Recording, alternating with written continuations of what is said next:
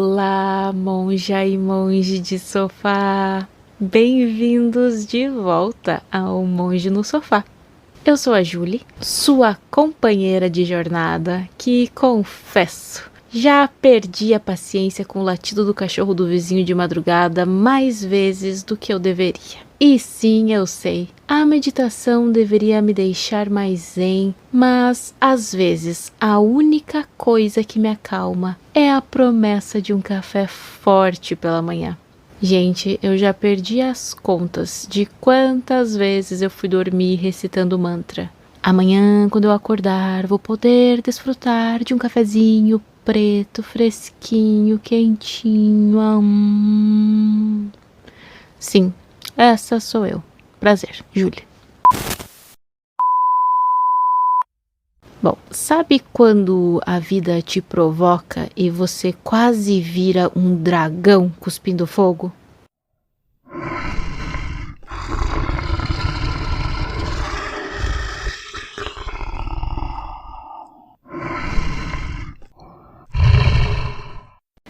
O ônibus atrasa, o celular trava na hora errada e aquele e-mail do chefe às 11 da noite te faz querer gritar. Pois é, Buda não tinha chefe e nem celular para travar, mas ele sabia que a raiva e o karma são como um bolo mal assado. Os ingredientes são seus, mas o resultado depende de como você mistura.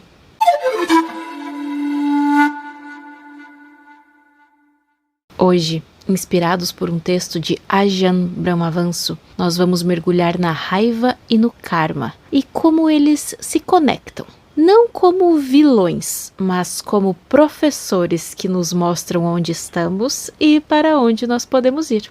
Esse tema conecta com o nosso quarto episódio sobre as 4 nobres verdades, onde nós vimos que o sofrimento vem do apego. Conecta também com o 6º episódio, onde nós soltamos esse apego, e com o 3º, onde nós cultivamos a bondade amorosa para acalmar o coração. Prontos para subir no sofá e apagar esse incêndio interno? Porque, né? Quem nunca xingou o Wi-Fi? Ou a impressora que resolveu não funcionar na hora da pressa? Bora, monge e monja de sofá! Tá, Julie. Raiva e karma parece enredo de novela budista, né? O texto que serve de base para o nosso estudo de hoje explica o karma como os ingredientes da nossa vida. Os pensamentos, as palavras, as ações, que são o que moldam o que nós vivemos. Não é um juiz cósmico te punindo, mas mais um espelho do que você mesmo planta. Raiva é tipo jogar pimenta demais no bolo, sabe? Parece que vai dar um tchan, mas na verdade só queima. O 14º Dalai Lama resume isso muito bem. Ele compara a raiva como fogo, porque ela consome a nossa paz e obscurece a nossa mente. No 4º episódio, nós aprendemos que o sofrimento vem do apego, que muitas vezes vira raiva quando as coisas não saem do nosso jeito. Tipo quando eu fico brava porque o mercado lotado me fez perder meia hora. Oh, delícia, né? O karma entra porque cada explosão de raiva ou cada respiro paciente planta sementes para o futuro. E qual é a boa notícia aqui? Sim, nós temos uma boa notícia. É que você pode escolher ingredientes melhores, como calma e bondade, e assim você pode assar um bolo mais saboroso. Karma é liberdade, monja e monge de sofá. Não é destino. É a chance de refazer a receita, mesmo que a primeira tentativa tenha sido um desastre culinário completo. Hoje nós vamos desmistificar um pouco mais essa duplinha dinâmica. O budismo vê a raiva não como algo inerentemente mau, mas como um sinal. Pense nela como a luz de advertência no painel do seu carro, por exemplo. Ela acende para te dizer que algo não está funcionando bem, que há um desequilíbrio. Ignorar essa luz ou tentar quebrá-la não resolve o problema, certo? Yep. Da mesma forma, suprimir a raiva ou explodir sem controle, como uma besta fera, são reações que não abordam a causa raiz. O Buda, ele nos ensinou a olhar para essa luz com curiosidade, não com julgamento. O que ela está tentando nos dizer? Onde está a dor, a frustração, o apego que está gerando essa energia tão intensa?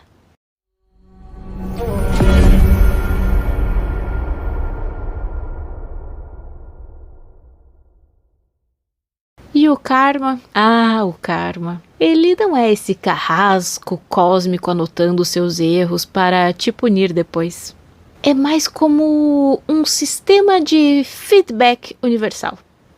Cada pensamento, cada palavra e cada ação que emitimos é uma sementinha.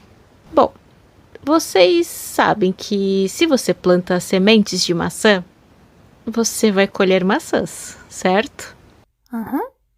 Se você planta sementes de raiva, você inevitavelmente colhe mais raiva, seja em forma de conflitos externos, de inquietação interna, ou até daquela sensação de que o universo está conspirando contra você, sabe? É uma lei natural, tão infalível quanto a gravidade. Não é sobre merecimento ou castigo divino, mas sobre causa e efeito. E a beleza disso é que se você não gosta da colheita, pode mudar as sementes do que planta hoje.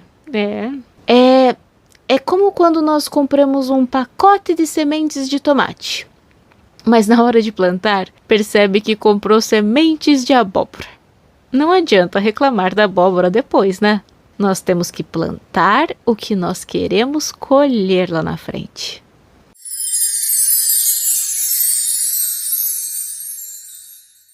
Por mais estranho que isso possa parecer, nós podemos comparar a vida a fazer um bolo. Karma são os ingredientes que você tem, mas a raiva é como misturar tudo com pressa e acabar com um desastre. Eu, Julie, já fiz isso literal e figurativamente, porque, meu povo, desgraça pouca é bobagem. Uma vez, eu tava super nervosa com um prazo, e aí eu tentei fazer um bolo para relaxar, e bem no meio da bagunça na cozinha, com farinha para todo lado, clara de ovo caindo no pé, uma amiga me liga pedindo ajuda. Eu, toda impaciente, disse que não podia falar e nem quis ouvir o que ela precisava. Resultado? Bolo queimado, amiga chateada e eu me sentindo 27 vezes pior. A raiva, ela drena a nossa energia e o karma reflete isso nas consequências. O Lama Padmasambhava aprofunda isso lindo. Abre aspas. A raiva é uma reação ao sofrimento que não compreendemos.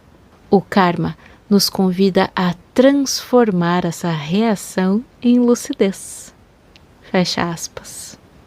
No nosso 6º episódio, nós vimos que o apego alimenta a raiva, tipo querer que o mundo pare de me atrasar. O karma nos mostra que cada momento de raiva ou de paciência é uma semente. Escolher deliberadamente soltar a irritação, como nós vimos no Nobre Caminho Óctuplo do 5º episódio, planta um futuro mais leve e mais harmonioso. Quem é que não quer isso, hein? Queridos ouvintes, a raiva, ela não é a sua inimiga. Você pode vê-la como um sinal de onde você está preso. E o karma é a sua chance de mudar a receita. É como quando a gente queima a pipoca, sabe?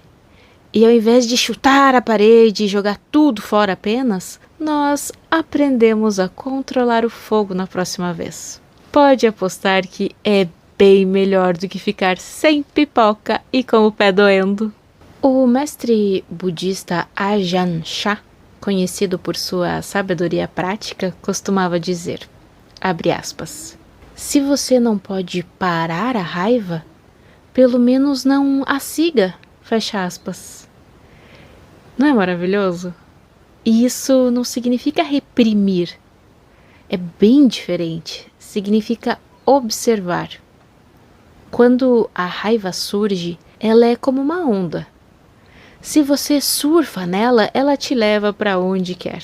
Mas se você a observa da areia, ela perde a força e se desfaz.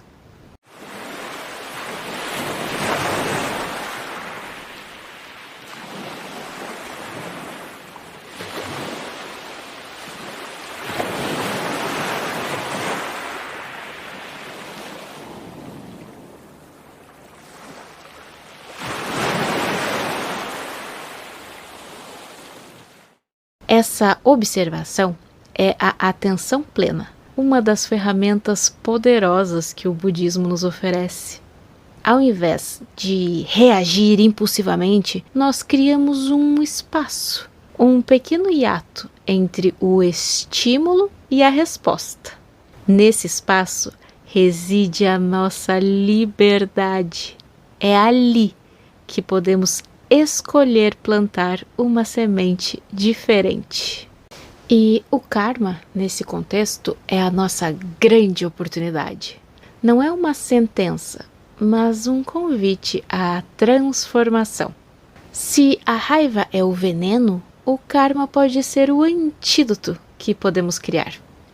Cada vez que nós escolhemos a paciência ao invés da explosão, a compreensão ao invés do julgamento e a compaixão ao invés da aversão, nós estamos plantando sementes de um futuro mais pacífico. É como aprender a cozinhar. No começo, nós queimamos o arroz, erramos a mão no sal, mas cada erro é uma lição, uma chance de refinar a técnica. O karma nos dá infinitas chances de refinar a nossa receita de vida. E quem nunca queimou o arroz e teve que pedir pizza? A vida é assim, cheia de segundas chances para um bolo muito mais gostoso.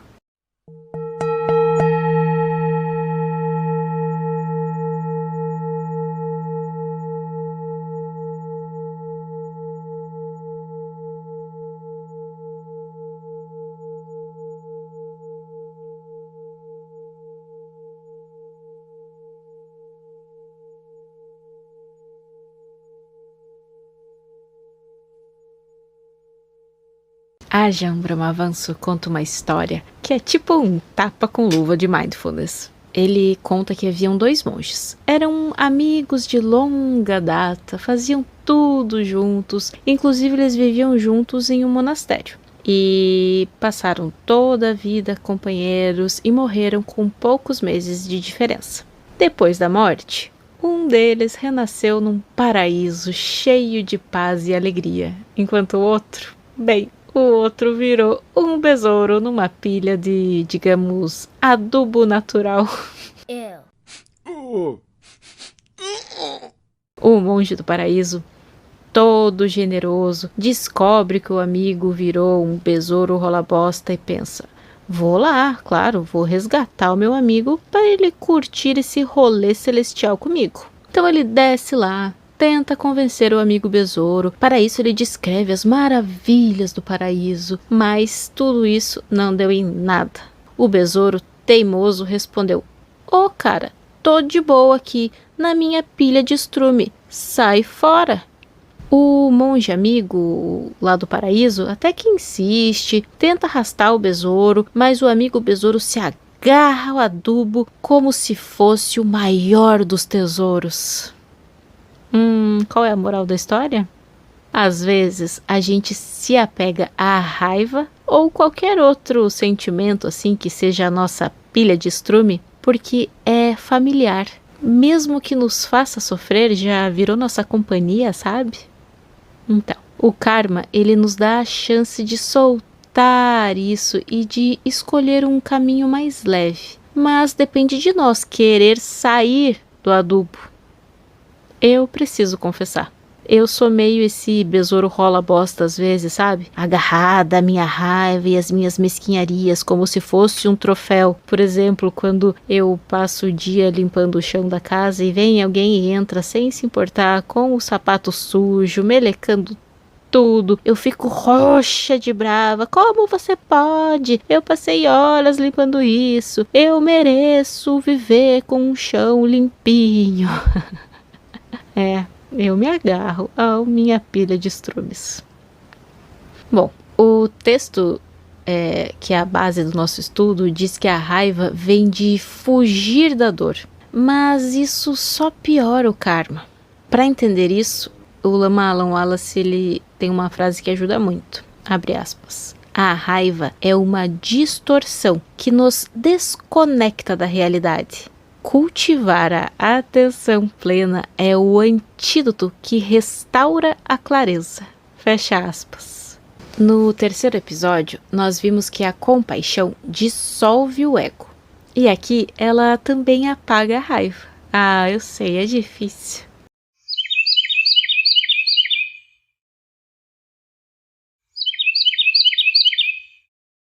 O texto que é base desse nosso episódio traz uma história que é tipo um reality show budista com uma lição ninja. Um mestre russo chamado Gurdjieff liderava uma comunidade na França e tinha um cara lá que era o rei de irritar todo mundo. Tipo um agente do caos, sabe? Sabe, tipo o Coringa? Ele criava confusão, fazia comentários chatos e todos pediam: Gurdjieff, expulsa esse cara, pelo amor. Mas Gurdjieff, esperto, dizia: nananina não. Depois que ele morreu, descobriram o pior plot twist possível. Gurdjieff pagava o sujeito para ficar. Sim, enquanto todos pagavam para viver ali, o chato era bancado para ser chato. Por quê? Para ensinar que se você só fica zen com quem gosta, sua paz, meu querido monge e minha querida monja de sofá, é de fachada, é para inglês ver. É tipo um copo d'água que parece limpo, mas quando chacoalha a lama sobe. A raiva que o cara provocava mostrava o que cada um carregava dentro. O karma te traz chatos para testar a sua paciência e te ajudar a limpar a lama do coração. O meu vizinho da música alta, ele deve ser o meu Gurdjieff, porque ele testa a minha iluminação diariamente. A mestre Pema Chodron dá uma dica prática. Ela diz que quando a raiva surgir, nós não devemos lutar contra ela, mas sim respirar com ela, como se fosse uma criança chorando. Então, monge e monja de sofá, ria dos seus tropeços. Eu já fiquei vermelha de raiva por uma impressora que travou. Patético, né? Mas hoje eu vejo que era só o meu ego querendo controle. O karma nos dá novas chances de tentar de novo, com mais gentileza. Como dizem por aí, a raiva é um veneno que nós tomamos esperando que o outro morra. Ah, fala sério. Quem é que quer se envenenar, não é mesmo? Gente, eu tô com aquela história do besouro rola bosta e do monge na cabeça. Eu me identifico porque é muito mais fácil se agarrar ao que é familiar, mesmo que seja uma pilha de... Bem, vocês entenderam, né? A raiva, por mais destrutiva que seja, muitas vezes nos dá uma falsa sensação de controle ou de justiça, sabe? É como se ao explodir a gente estivesse dizendo ao mundo, dizendo não, né? Gritando: eu não aceito isso, eu mereço mais. Mas como a sabedoria budista mostra, essa é uma ilusão. A raiva, ela nos aprisiona, ela nos torna reféns das circunstâncias externas e das nossas próprias reações. É como tentar apagar um incêndio jogando gasolina. Não funciona, né? O budismo nos convida a ver a raiva não como um inimigo a ser combatido, mas como um professor. E isso porque, se você vê, ela nos mostra onde estão as nossas feridas, os nossos apegos mais profundos. Por exemplo, se eu fico com raiva porque alguém entrou com o sapato sujo no chão que eu acabei de limpar, talvez o problema não seja a pessoa, mas a minha expectativa de que todos devem notar e respeitar o meu esforço na hora. É a minha expectativa de que tudo deve acontecer no meu tempo, do meu jeito. Essa expectativa é um apego. E o apego, como nós vimos nas 4 nobres verdades, é a raiz do sofrimento. O karma, nesse sentido, ele é o espelho que reflete de volta para nós as consequências desses apegos e das nossas reações a eles. Se eu reajo com raiva, o espelho me mostra uma imagem distorcida, cheia de tensão e de infelicidade. Mas se eu escolho a paciência, a compreensão, o espelho me devolve uma imagem de paz e clareza. E a história do Gurdjieff e do cara chato? Ai, é genial! É a prova de que a verdadeira paz não é a ausência de problemas, mas a capacidade de lidar com eles.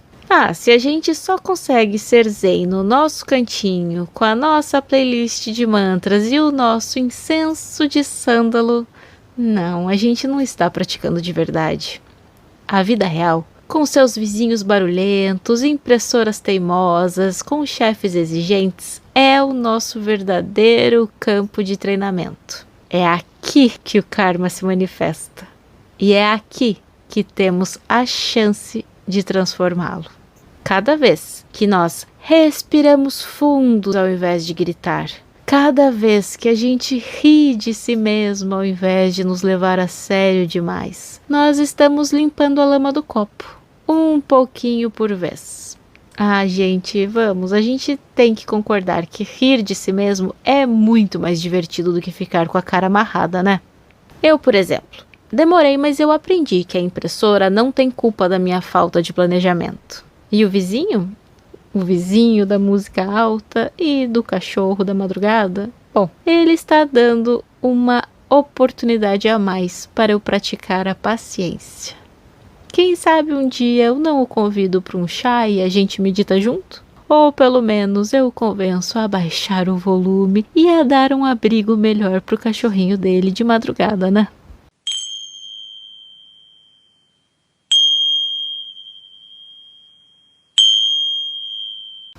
Bom, queridos ouvintes, transformar raiva e karma é como aprender a assar um bolo com o que você tem. Não precisamos de ingredientes perfeitos, só de um pouquinho de habilidade e de boa vontade. Bora com 2 práticas para trazer essa alquimia para o nosso sofá?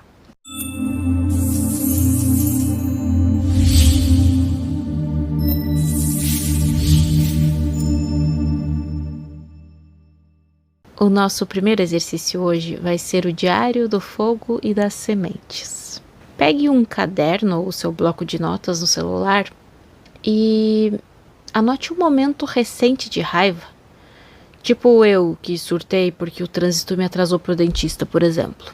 E escreva: o que desencadeou isso? E como foi que o meu corpo reagiu? E qual foi a semente que eu plantei com a minha reação? Responsa, hein? Depois disso, reescreva a história. Como você poderia ter respondido com paciência? Eu, por exemplo, poderia ter ouvido um episódio de um podcast no carro e relaxado. Poderia ter avisado ao dentista e pronto. Esse exercício, ele te ajuda a ver a raiva como um professor e o karma como uma escolha. E se você, como eu, tiver dificuldade até em lembrar o que comeu ontem, não se preocupe. O importante é tentar. A memória é um karma à parte, não é mesmo?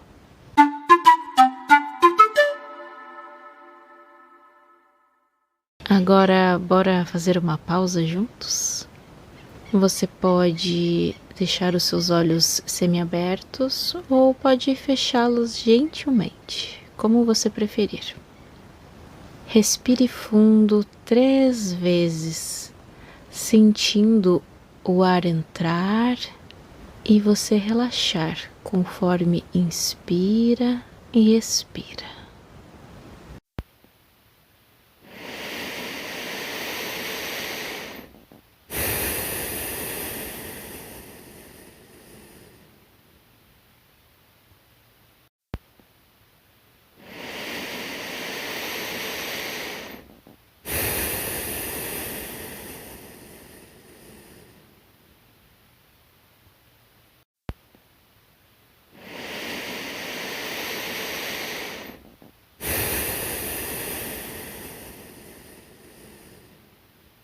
Agora, com o corpo um pouquinho menos tenso, depois de respirar, traga à sua mente um momento de raiva.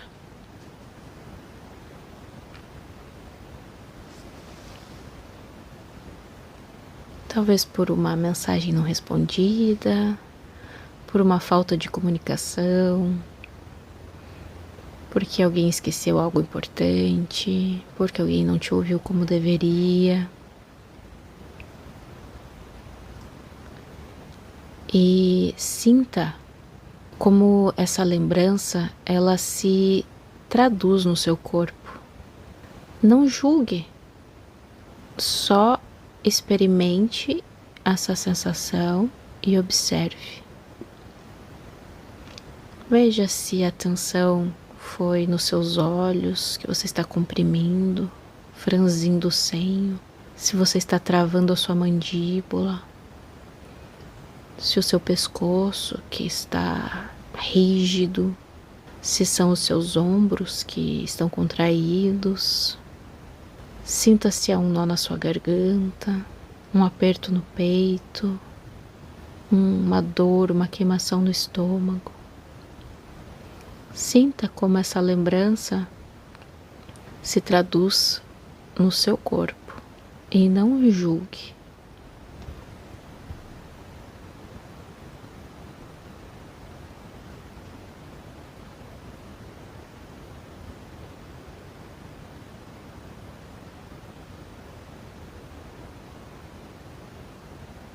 Agora, imagine uma luz suave no seu coração, irradiando para todo o seu corpo.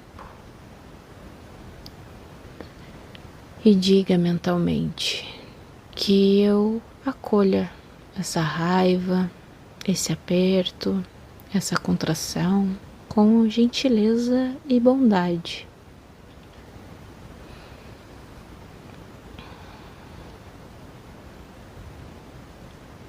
Agora, envie essa luz para a pessoa ou para a situação que você pensou, desejando que você encontre a paz, a harmonia. E enquanto você sente essa luz se expandindo, sinta a raiva amolecer como gelo ao sol. Sinta o seu corpo relaxando, essa luz abraçando o aperto, a queimação. E quando quiser, abra os olhos gentilmente e leve essa compaixão para o seu dia. Gange cha yamune chaiva. Monja e monge de sofá, transformar raiva e karma não é uma mágica, é uma prática constante, como aprender a tocar um instrumento ou a cozinhar um prato complexo. O budismo, ele nos oferece um vasto repertório de ferramentas para essa alquimia interna. Essas duas práticas são excelentes pontos de partida. Nós podemos sim ir um pouco além, entendendo a profundidade por trás de cada uma delas.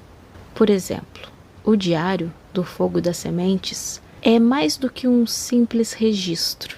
É um exercício de metacognição, de observar a própria mente em ação. Quando você anota o que desencadeou a raiva, como o seu corpo reagiu e qual foi a semente que plantou, você está desidentificando-se da emoção.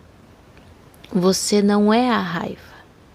Você é o observador da raiva. E essa distância é crucial. É como se você estivesse assistindo a um filme em vez de ser o personagem principal. E no momento que você for reescrever a história, você está ativamente moldando o seu karma futuro. Você está treinando a sua mente para responder de forma diferente, para criar novas causas que levarão a novos efeitos. Lembre-se, o karma não é só o que você fez, mas também o que você vai fazer. Cada escolha, por menor que seja, é uma semente. E se a gente tem dificuldade de lembrar o que comeu ontem, imagine o que nós plantamos na vida passada, né?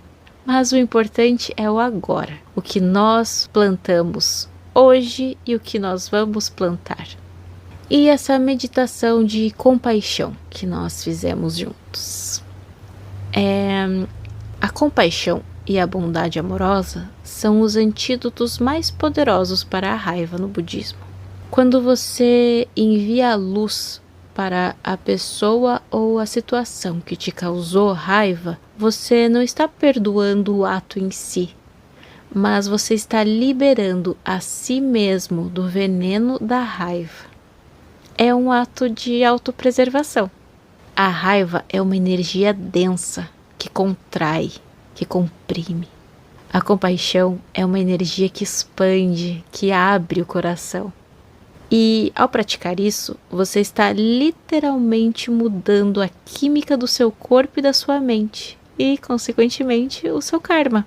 Você está plantando sementes de paz e de harmonia, não só para os outros, mas para si mesmo também. É como regar uma flor, ao invés de uma praga. O que você quer que floresça no seu jardim?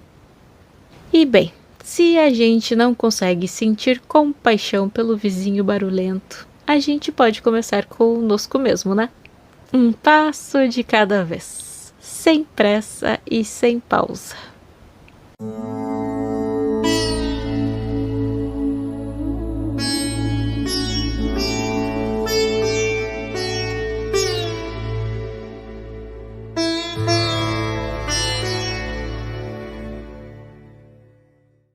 Ouvintes queridos, karma não é destino. É o que fazemos com os ingredientes da vida. E a raiva é como um ingrediente amargo, mas que com habilidade e força de vontade dá sim para transformar em algo bem docinho. No 5º episódio, o nobre caminho óctuplo nos deu ferramentas para viver com ética e presença. Aqui, soltar a raiva é o que abre espaço para essas ferramentas brilharem, criando um karma mais leve para o futuro. O Shagdu Tulku Rinpoche reflete, abre aspas, cada momento de raiva é uma oportunidade de plantar uma semente de sabedoria, se escolhermos responder com o coração aberto. Fecha aspas. Então, que tal um desafio? Hoje, perceba um momento de raiva. Talvez você se irrite porque o colega te interrompeu ou porque o leite transbordou. Pause, ria de si mesmo e deliberadamente escolha uma resposta gentil ao invés de ceder ao impulso raivoso. Não siga a raiva. E compartilhe como foi com a hashtag Monge no Sofá. Quero saber como é que vocês estão assando esse bolo da vida.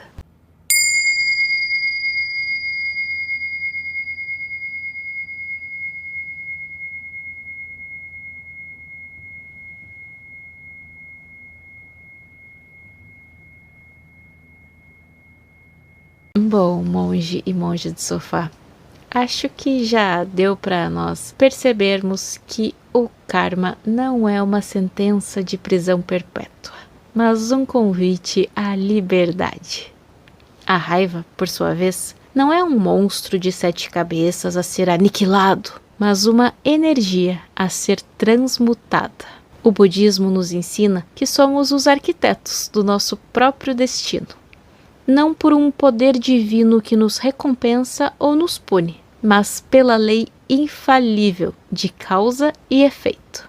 Cada escolha que fazemos, cada pensamento que cultivamos, cada palavra que proferimos é um tijolo na construção do nosso futuro. Se construímos com tijolos de raiva, teremos uma casa instável, cheia de fumaça fedorenta.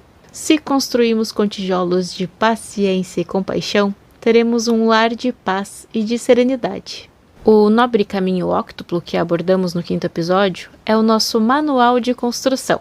Ele nos oferece as ferramentas para viver com ética, sabedoria e presença. E a beleza é que, ao soltar a raiva, ao desapegar da necessidade de controle e da ilusão de que as coisas devem ser do nosso jeito, nós abrimos espaço para que essas ferramentas brilhem. É como limpar a lente de uma câmera. A imagem fica mais nítida, as cores mais vibrantes. O karma se torna mais leve, porque estamos agindo com mais clareza e menos reatividade. Não é sobre evitar a raiva, porque sim, ela vai surgir. É sobre como respondemos a ela. É sobre não se identificar com ela. É sobre não se deixar levar pela sua correnteza. É sobre reconhecer a chama, mas não se queimar. O desafio de perceber um momento de raiva e escolher uma resposta gentil é a prática diária do budismo. É no trânsito caótico, é na fila do banco, é na discussão com o colega que a gente tem a chance de aplicar o que aprendeu. É ali mesmo, no meio do caos, que a gente vê se o nosso zen é de verdade ou só para inglês ver. E rir de si mesmo, como eu faço quando a impressora me testa, é a melhor forma de desarmar a bomba da raiva. Porque, no fundo, nós sabemos que a vida é muito curta para levar tudo tão a sério, não é mesmo? O karma nos dá a chance de aprender, de crescer, de evoluir. E a raiva, com seu fogo intenso, pode ser a faísca que nos impulsiona para uma transformação profunda. Então, monge e monja de sofá, vamos assar esse bolo da vida com mais gentileza, com mais paciência e com muito mais humor? Porque, no final das contas, nós só temos a ganhar com isso. E se esse episódio tocou você, compartilhe com alguém que precisa de um empurrãozinho para apagar o fogo interno. Até eu, que ainda brigo com impressoras e às vezes me pego discutindo com a inteligência artificial, tô tentando.